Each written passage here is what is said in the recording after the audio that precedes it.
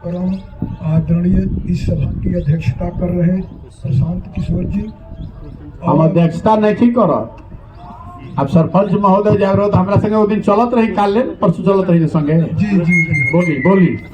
तो और भोरे विजयपुर कटया पंचदेवरी से जितने हमारे जनप्रतिनिधिगण यहाँ उपस्थित हुए हैं, मैं सभी लोगों को नमन और वंदन करता हूँ।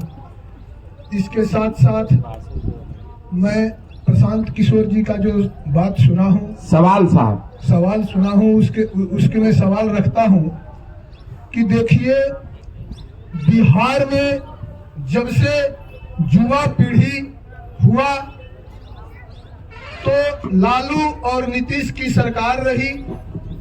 कुछ लोग लालू जी के साथ रहे, कुछ लोग नीतीश जी के साथ रहे। इसका कोई ऑप्शन जनता के पास था नहीं। लालू जी से जो नाराज हुआ नीतीश जी के पास गया, नीतीश जी से जो नाराज हुआ लालू जी के पास गया।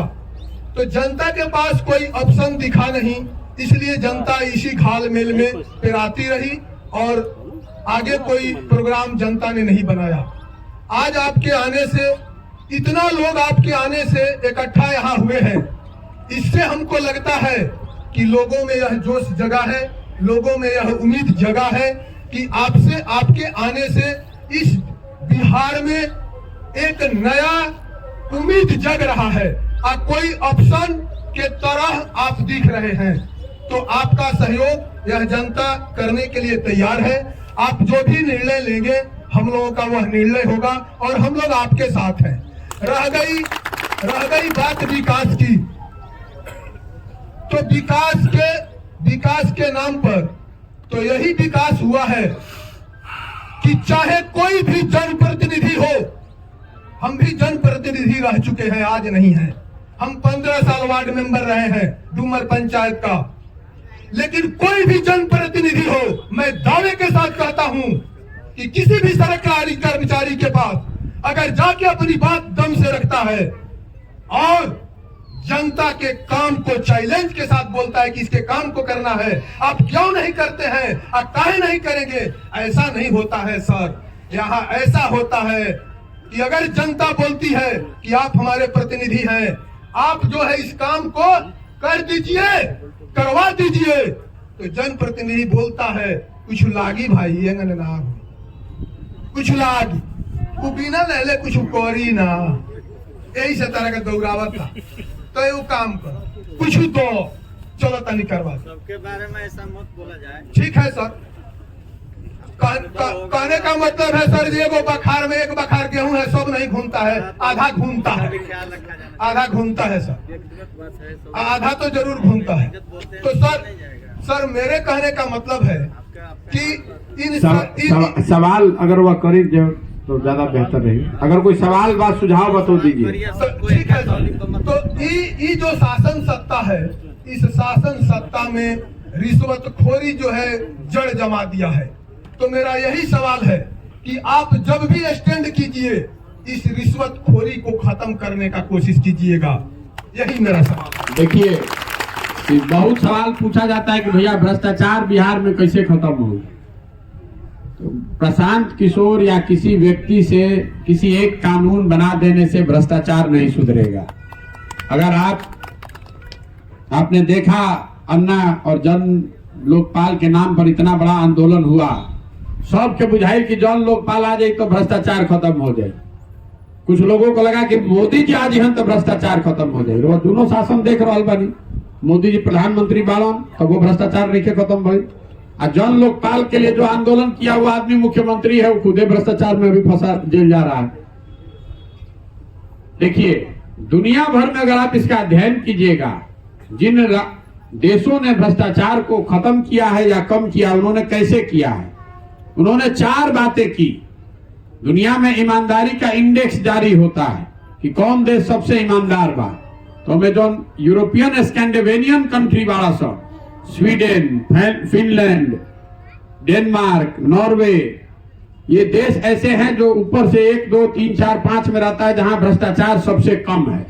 तो आप वहां जाकर अध्ययन कीजिए कि कैसे भ्रष्टाचार आखिर उन देशों में कम हुआ। उन्होंने 4 बातों को किया। पहला, अच्छे लोगों को जनप्रतिनिधि चुनकर लाना। जब आदमी जो चुनकर आ रहा है, जिसको आप तिजोरी का चाबी दे रहे हैं, वही जब चोर है तो स्वाभाविक तौर पर चोरी होगा। दूसरी बात, सत्ता और संसाधन का विकेंद्रीकरण। जो पंचायती राज के मूल में बात लिखी गई है कि जो संसाधन है, जो पावर है, जो अधिकार है, वो जनप्रतिनिधियों को निचले स्तर पर, वार्ड सदस्य को, मुखिया को, सरपंच को, बीडीसी को जब तक आप नहीं दीजिएगा तब तक ये सुधार नहीं होगा। अब रउआ सब कह सकीला जा कि भैया जितना जनप्रतिनिधि नीचे बाहर, इसमें भी बहुत लोग चोरी कर रहा है। तो हम आपको बता रहे हैं, ये आंकड़ा याद रखिएगा। पिछले बार 85%, 100 में 85 को मुखिया जी लोग चुनाव हारे हैं और 96%, 100 में 96 को वार्ड सदस्य लोग चुनाव हार गए। तो अगर आप गलती कीजिएगा जनता की नजर में, किए हो चाहे नहीं किए हो, तो आज नहीं तो कल जनता आपको हरा देगी। लेकिन अगर कोई वीडियो चोरी किया, कोई सीओ चोरी किया, पंचायत अफसर चोरी किया, तो बहुत कीजिएगा तो उसको ट्रांसफर करके एक जगह से कर दीजिएगा, दूसरे जगह कर दीजिएगा। जनप्रतिनिधियों का सही चुनाव और सत्ता और संसाधन का विकेंद्रीकरण। और तीसरी बात, जन भागीदारी। उन देशों में जाइएगा तो योजना बनने से पहले लोगों से सलाह मशवरा करके उनको पूरी जानकारी रहती है कि भैया हर योजना सरकार ला रही है, हमारा इसमें ये अधिकार है, हमको ये मिलना चाहिए, ये वाला फार्म भराई, हमारा ये योग्यता है। तो तीसरी चीज, पहला अच्छे लोगों का चुनाव, दूसरा सत्ता और संसाधन का विकेंद्रीकरण, और तीसरा है जन भागीदारी। और चौथी बड़ी बात, उन देशों ने क्या किया, उन्होंने तकनीक का, टेक्नोलॉजी का बड़े पैमाने पर उपयोग किया। मान ली कि जो घरे घर अभी चर्चा होता, नल जल योजना बनल बा, नल जल योजना में बनाने में 25,000 करोड़ रुपया खर्चा किया गया है। एक एक वो टंकी बनावे में, पंप बनावे में 20-20 लाख रुपया लगा है। अगर सरकार ने 20 से 50,000 रुपया और खर्चा किया होता तो उसी टंकी में, उसी टावर में, उसी पंप में तकनीक के जरिए, टेक्नोलॉजी के जरिए ऐसी व्यवस्था बनाई जा सकती है कि पटना में बैठे बैठे आपको खबर मिलेगा कि कब मोटर चालू भई, कितना वाटर डिस्चार्ज हुआ, कितना पानी आया, कम चला, कम नहीं बना। अभी वो देखा था नहीं कि बिजली में स्मार्ट मीटर आ गया है तो चोरी बंद हो गया। उसमें गलत बिल भी आ रहा है, वो अलग बात है। लेकिन अगर ये 4 चीज कीजिएगा, कोई आदमी आकर अगर सगुफा छोड़ता कि हम आए तो सब भ्रष्टाचार खत्म हो जाए, तो झूठे बोल रहा है। भ्रष्टाचार खत्म करने का यही तरीका, खत्म तो कभी नहीं होगा, कम जरूर हो जाएगा, इस पर अंकुश लग जाएगा, लोगों को राहत मिल जाएगी। और ये करने के लिए ये व्यवस्था बनानी पड़ेगी जिसमें लोग अच्छे लोगों का चुनाव करें। जो सरकार बने वो सारी शक्ति अफसरों के हाथ में नहीं, अपने हाथ में न रख के जो जनप्रतिनिधि है उसके हाथ में दे। तीसरा, जन भागीदारी सुनिश्चित करे ताकि गांव में लोगों को जानकारी हो कि मुखिया जी को कौन रोड बनाने का पैसा आया है।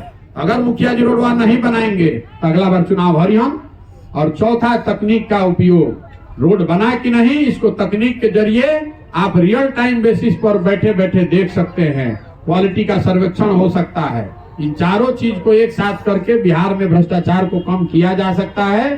खाली लफेबाजी करने से, नारेबाजी करने से, मंच पर खड़ा होकर कहने से हम आए तो सब ठीक कर दे, उससे बात नहीं बनेगी। सोच समझकर प्रयास किया जाएगा तो दुनिया में बहुत सारे ऐसे उदाहरण हैं जहां लोगों ने, सरकारों ने भ्रष्टाचार को बहुत हद तक काबू में किया।